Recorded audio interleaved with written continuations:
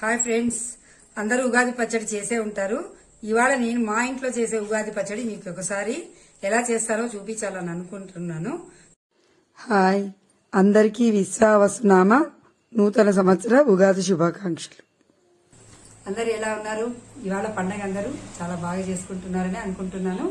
నేను కూడా ఇవాళ ఉగాది పండగకు మా ఇంట్లో ఉగాది పచ్చడి అయితే నా స్పెషల్ గా నేను చేస్తాను.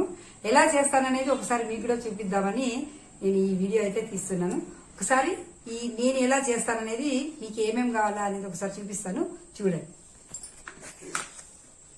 సింపుల్ అండి. నేను ఇలా బెంగళూరు మామిడికాయ మాత్రమే తీసుకుంటాను, ఎందుకంటే ఇది కొంచెం పులుపు తక్కువ ఉంటుందని. ఒక 3 ఉంటల బెల్లం తీసుకున్నాను. ఒక చిన్న సైజు నిమ్మకాయంత చింతపండు.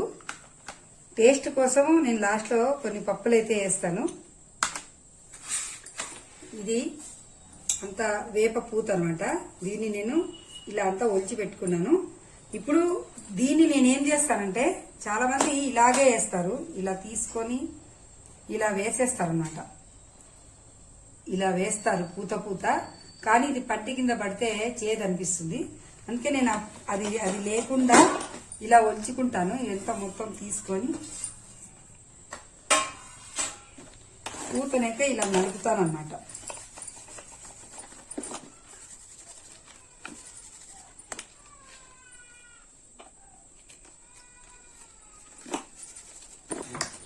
వేప పువ్వును మొత్తం అలా నలిపేసి ఇలా మొత్తం నేను ఒక చాటలోకి వేసుకొని చెరిగేస్తాను అనమాట. అంటే రెక్కలు మాత్రమే వచ్చేస్తాయి.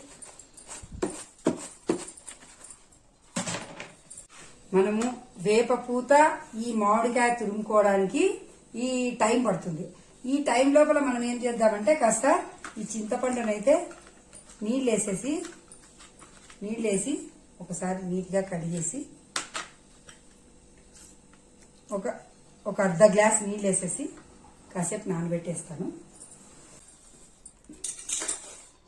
చూడండి, ఇలా నేను దాంట్లో ఉండే రెక్కలు మాత్రమే తీసుకుంటాను అనమాట. వేప అనేది మనము యాక్చువల్గా తినాల్సిందే. ఇది ఈ చేదు అనేది తింటే మనకు ఆరోగ్యంలో ఉండే బాడీలో ఉండే మలినాలన్నీ పోతాయని మా ఇంట్లో పూర్వానికి అసలు వేపకాయలే తినేవాళ్ళం మేము. బాగా పండైండే వేపకాయలు కోసుకొని తినేవాళ్ళము. అంటే ఈ వేప పూత తినడం వల్ల ఖచ్చితంగా ఆరోగ్యానికి, మనిషికి అయితే లోపల ఉండే మలినాలన్నీ పోతాయని మన పెద్దలు అందుకే ఈ ఉగాది పండుగ రోజున వేప పూతను కూడా చేర్చారు. నేను ఇలా రెడీ చేసుకుంటానండి. ఈ వేప పూతను ఇలా రెడీ చేసుకుంటాను అనమాట.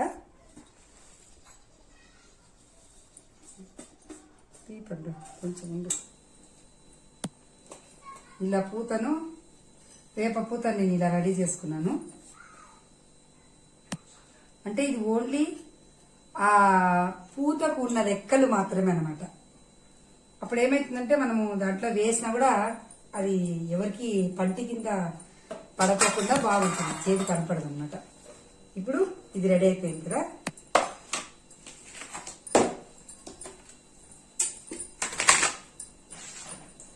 తెచ్చింటి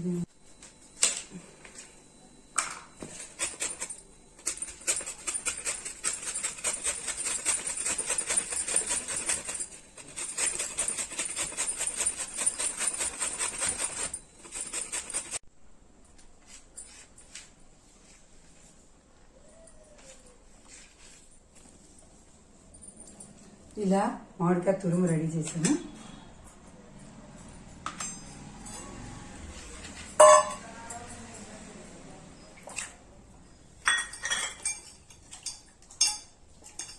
మొదటగా చింతపండు గొజ్జంతా బాగా పిసుక్కొని ఇది ఫస్ట్ చింతపండు రసం రెడీ చేసుకోవాలా.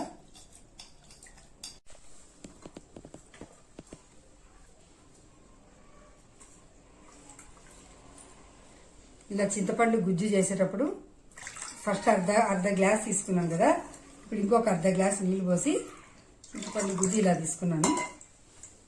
దీనిలోకి మామిడికాయ తురుము, ఇది పులుపు అన్నమాట.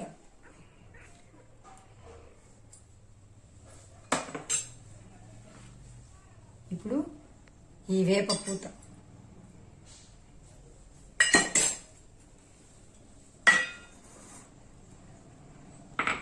అయ్యాక ఇలా 3 ఉంటలు బెల్లం అయితే సరిపోతుంది.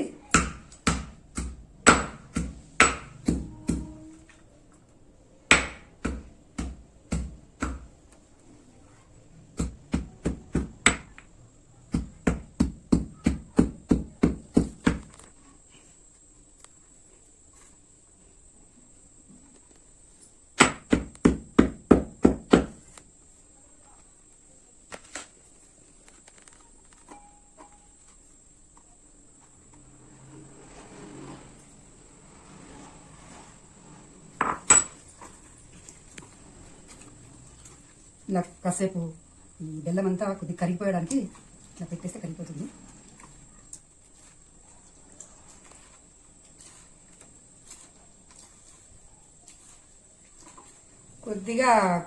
కొంతమంది కారం కూడా వేసుకుంటారు. నేనైతే వెయ్యను. దీనికి 5 షడ్రుచులు కావాలని చెప్పేసి కొద్దిగా కారం కూడా వేసుకుంటారు కొంతమంది. నేను షడ్రుచులు అని అలా ఏం పెట్టుకోను, కానీ చింతపండు, మామిడికాయ, మన బెల్లము, వేపపూత ఈ 4 మాత్రమే వేస్తాను. ఇవంతా అయ్యాక ఫైనల్ గా ఏం చేస్తానంటే కొద్దిగా పప్పులు వేసుకుంటాను అనమాట. ఈ పప్పులు వేయడం వల్ల మనకు ఈ వగరు ఇలాంటి చేదు ఇలాంటివన్నీ తగిలినా కూడా ఈ పప్పు గింజలు నమిలితే అవన్నీ వెళ్ళిపోతాయి, టేస్ట్ కూడా బాగుంటుంది అనమాట. అందుకు లాస్ట్ లో నేను కొద్దిగా పైన పప్పులు వేస్తాను. రెడీ అయిపోయిందండి మా ఉగాది పచ్చడి, మా ఇంటి ఉగాది పచ్చడి రెడీ అయిపోయింది. ఇదంతా చేసేసి దేవుడికి నైవేద్యం పెట్టేసి తలా కొద్దిగా తాగేస్తాం అనమాట. చాలా మంది ఉగాది పచ్చడి అంటే మరి ఎందుకు భయపడతారో నాకు తెలియదు, కానీ మా ఇంట్లో నేను ఉగాది పచ్చడి చేస్తే మాత్రం ఖచ్చితంగా మా పిల్లలు 1కి 4 సార్లు వేయించుకొని బాగుంది అని చెప్పేసి కంప్లీట్ గా గిన్నె ఖాళీ చేసేస్తారు. ఉగాది పచ్చడి మీద మనకి ఎందుకో మరి చాలా మంది జోకులు వేస్తుంటారు, కామెంట్లు పెడుతుంటారు, ఫన్నీగా రీల్స్ కూడా చేస్తుంటారు. మా ఇంట్లో అయితే అలా ఏముండదు. ఉగాది పచ్చడి చాలా బాగుంటుంది, బాగా చేస్తానని చెప్పేసి పిల్లలు కూడా అందరూ మా ఇంటిల్లి పాది మేము హ్యాపీగా తినేస్తాం. అయిపోయిందండి. ఫైనల్ గా ఇదిగోండి పప్పులు వేస్తున్నాను. ఈ రుచికి మాత్రమే వేసేది. ఇలా చూసారా, ఉగాది పచ్చడి రెడీ.